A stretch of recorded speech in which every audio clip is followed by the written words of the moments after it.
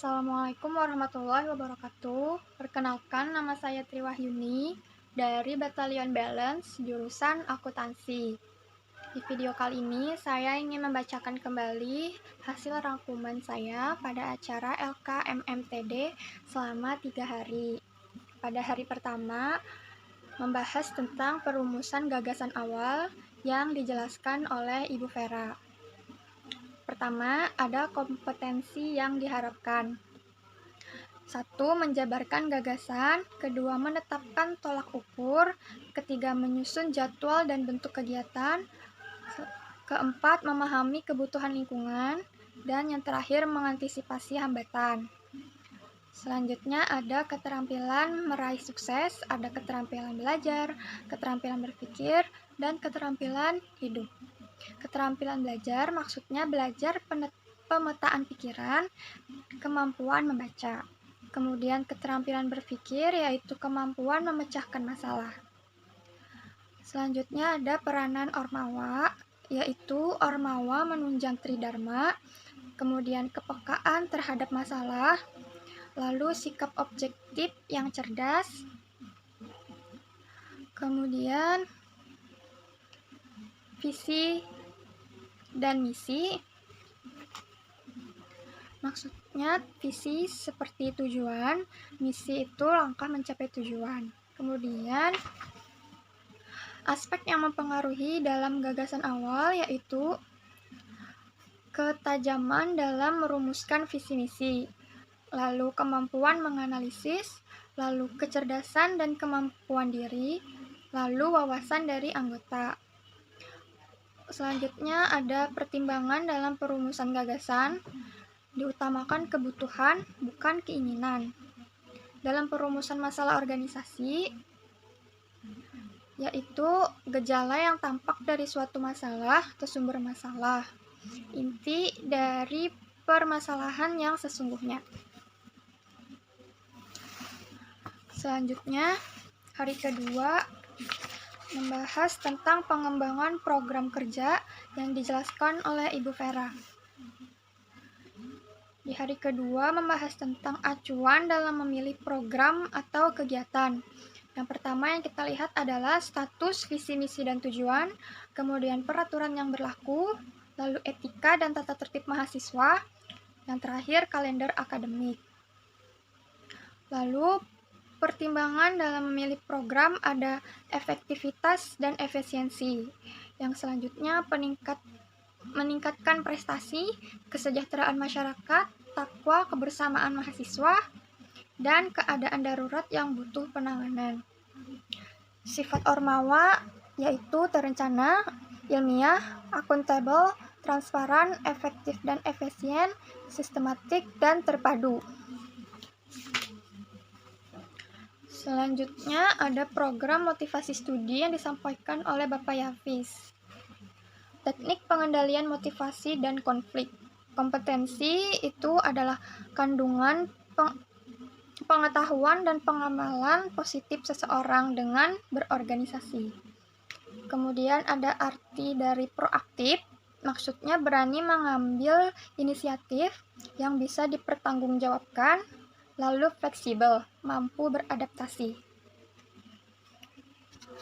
Yang pertama, motivasi. Motivasi adalah kesediaan individu untuk mengeluarkan upaya yang tinggi untuk mencapai tujuan. Tujuannya dorongan yang timbul dari seseorang yang sadar dengan tujuan. Lalu ada intrinsik dan ekstrinsik. Intrinsik ada dari dalam dan ekstrinsik dari luar. Intrinsik ada 3, yaitu achievement untuk berprestasi, lalu yang kedua responsibility yaitu tanggung jawab, yang ketiga the work itself yaitu kegiatan yang memotivasi. Kemudian ekstrinsik ada 3, yaitu keamanan dan keselamatan, kondisi kerja, yang terakhir hubungan interpersonal seperti seseorang yang disukai dalam organisasi tersebut. Kuncinya yaitu berkomunikasi. Lalu ada teori golongan X dan Y. Golongan X yaitu golongan negatif. Yang ada 3. Yang pertama pemalas, tidak menyenangi tugas. Yang kedua kurang inisiatif. Yang ketiga cenderung mengelak dari tanggung jawab. Kemudian ada teori Y, yaitu golongan positif. Ada 4 penjabaran. Yang pertama kurang menyenangi pekerjaan yang tidak sesuai dengan minatnya. Yang kedua, mau bekerja jika diberi sumber daya yang mencukupi. Yang ketiga, mempunyai kemampuan mengontrol diri dan mengarahkan. Maksudnya seperti suka tantangan.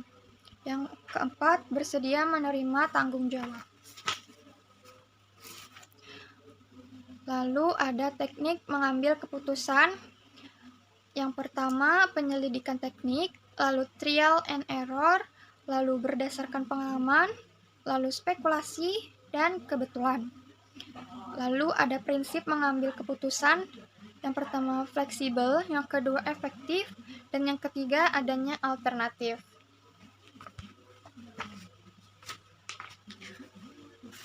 Selanjutnya ada penjabaran rencana kerja yang disampaikan oleh Bapak Iqbal. Di sini ada refleksi dan tindakan. Negara berkembang itu miskin dan negara maju itu kaya. Perbedaannya sikap atau perilaku masyarakat melalui pendidikan.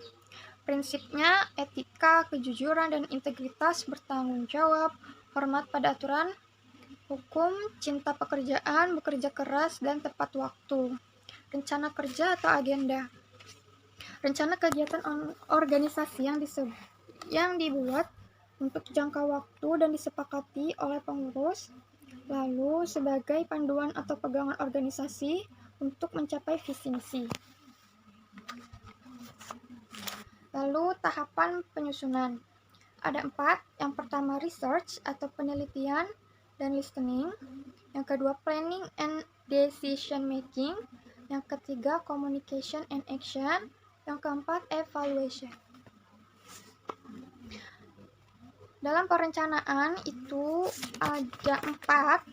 Yang pertama SWOT analisis, yaitu menganalisis kekuatan organisasi, kelemahan organisasi, peluang organisasi, dan ancaman organisasi. Kemudian waktu, yaitu time schedule. Yang ketiga siapa yang melaksanakan dan apa tugasnya. Yang keempat rencana kerja harus lebih baik. Kemudian di hari yang terakhir ada dasar-dasar organisasi. Tujuannya untuk mengatasi terbatasnya kemandirian, kemampuan, serta sumber daya yang dimiliki untuk mencapai tujuan. Yang kedua, tempat untuk mencapai tujuan. Yang ketiga, mendapatkan pembagian kerja dan jabatan. Keempat, untuk mencapai keuntungan dan pendapat bersama-sama. Yang kelima, mengelola lingkungan secara bersama-sama. Yang keenam, mendapat penghargaan. Yang ketujuh, mendapat pengawasan dan kekuasaan. Yang kedelapan, menambah pergaulan serta memanfaatkan adanya waktu luang.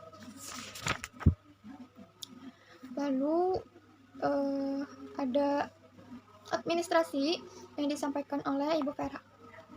Administrasi sasaran belajarnya untuk mengetahui pembuatan surat pertanggungjawaban atau SP3 keuangan kegiatan organisasi. Yaitu yang kedua mengetahui arti dan fungsi administrasi, kesekretariatan serta mengenal sistem pengarsipan organisasi. Lalu yang terakhir ada alur birokrasi. Administrasi keuangan yaitu pencatatan di bidang keuangan. Tujuannya untuk mengelola dan memelihara seluruh dokumentasi, memperlancar distribusi informasi baik intern maupun eksternal, meningkatkan sekuritas rahasia keuangan dalam organisasi. Fungsinya mencatat semua kegiatan yang melibatkan keuangan. Hasil pencatatan digunakan untuk alat pertanggungjawaban dan sumber informasi. Lalu anggaran. Anggaran itu ada pemasukan dan pengeluaran dibuat dalam jangka waktu tertentu. Lalu ketentuan perumusan anggaran meliputi tata tertib atau aturan yang berkaitan dengan keluar dan masuknya keuangan organisasi. Yang terakhir ada kesekretariatan, yaitu surat, terdiri dari kop surat, nomor surat, perihal dan lampiran, tempat surat dibuat, salam pembuka, maksud atau isi surat, lalu kalimat penutup, dan terakhir tanda tangan dan stempel. Sekian dari saya. Assalamualaikum warahmatullahi wabarakatuh.